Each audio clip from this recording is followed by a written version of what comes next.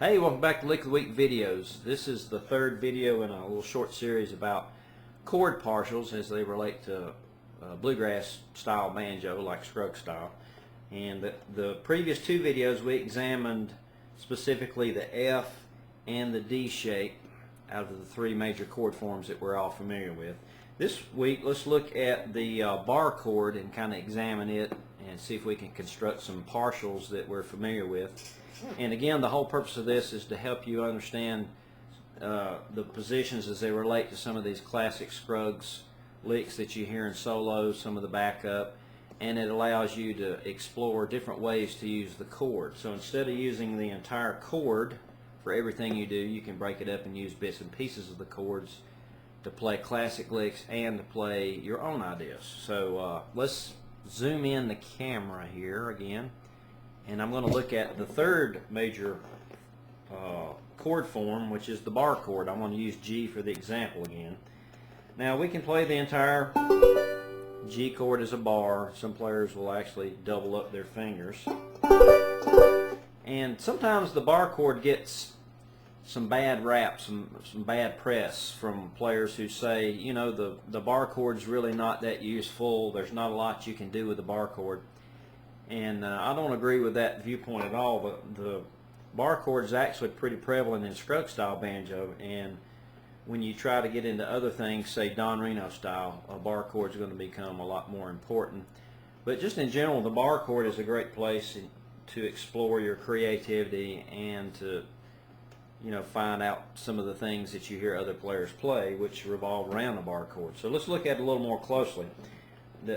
We're going to start with this partial, which is the bottom two strings out of the larger bar chord. So just like the other examples we looked at for the F and the D shape, we found out that we use the first and second string as our starting point for examining these partials. So we're going to do the same thing here.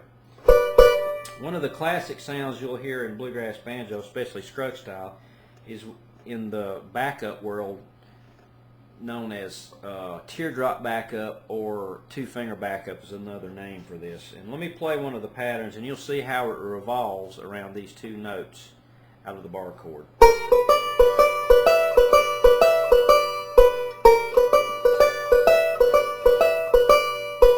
And you could finger it with just an index too.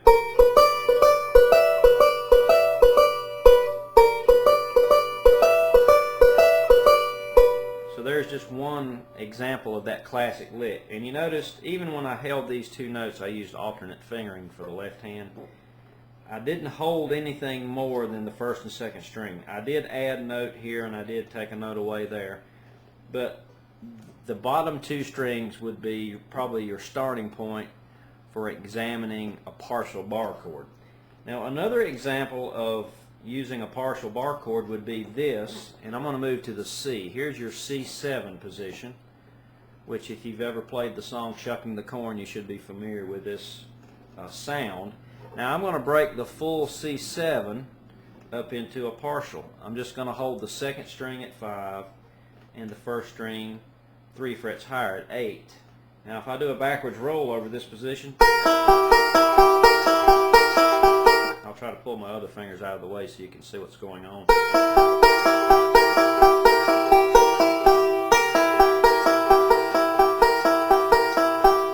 What you have is an idea that's really prevalent in Scruggs style, which is to use a bar chord 7th.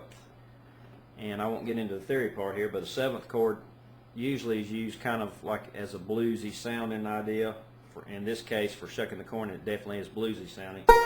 Or it's used as a transition chord to help you get from one chord change to the next. In this case, I'm just playing it as the Shucking the Corn lick.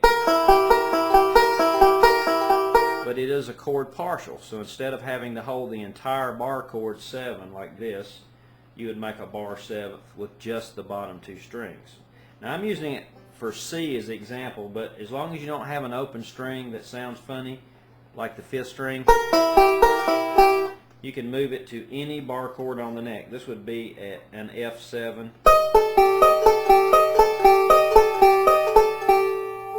This would be an A7 down here at the 2nd fret. But you notice the 5th string, it's a little weird. So You can use the notes themselves anywhere on the neck because they're formed out of a bar 7 partial. Just watch out for any open strings that you might play.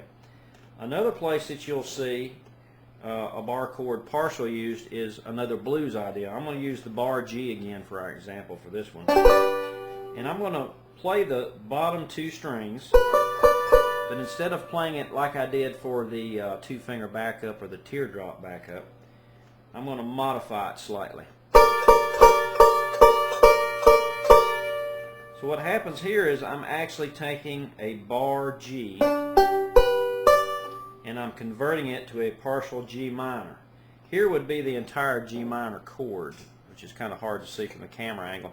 My index finger is back here at 11, and all the other notes are still where they normally appear for a G major, which would be 12, but I'm going to move this B note back to a B flat note.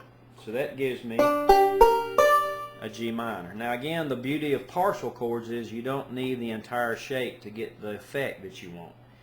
Now you could use this position to play over a normal G minor chord. So if you're playing a song that has a G minor chord in it, then you can actually use these 2 notes for a minor sound. But what happens is sometimes a related minor chord like G minor actually functions as blues over G major, which gets into a little bit of theory stuff like pentatonics and all that, but I don't want to get too deeply into the theory part. But just realize that when you do this classic Scruggs position, that generally it's functioning as blues over a related chord. So you can think of it as a G major bar chord that's been converted to a partial G minor, or you can just say this is a blues G position based on a bar chord. Either one would probably help you remember what you're doing. So these are 3 very important fundamental uses in Scruggs style banjo for a partial bar chord.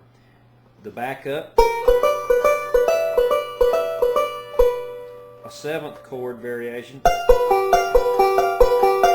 which is a partial, and now you have a blues position, which is a partial bar minor chord.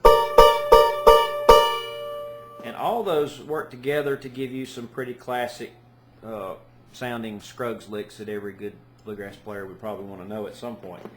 Now, what else can you do with a bar chord? Well, like we've talked about for the other forms, you don't always have to stay on the bottom 2 strings. You can move to the middle 2, you can move to 4 and 3, you can move to 4 and 2, you can move to 1 and 3, and you'll be harmonizing different notes out of that chord, which are also scale notes.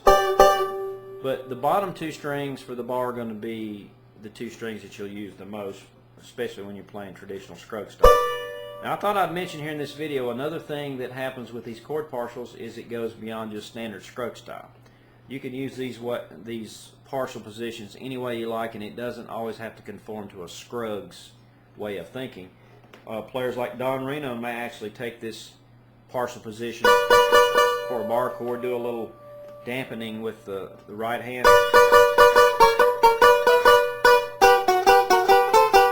and then you get the basis for some of these classic Don Reno sounds. Now I don't want to get into specifically Don Reno stuff in this video.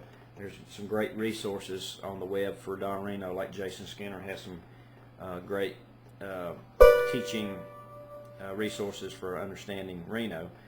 But just keep in mind that when you're playing some of these classic positions, they do relate to Scruggs licks, but if you take them a little bit further, think outside of the box just a little bit, then you actually get some sounds that sound kind of like maybe Don Reno.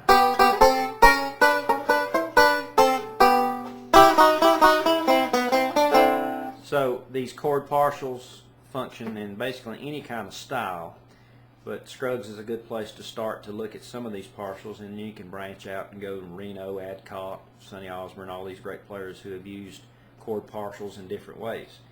So this is going to wrap up this little series. I hope you've gleaned something useful from it, and it'll help you play these classic licks and to make licks of your own up. So I appreciate you watching. Thanks.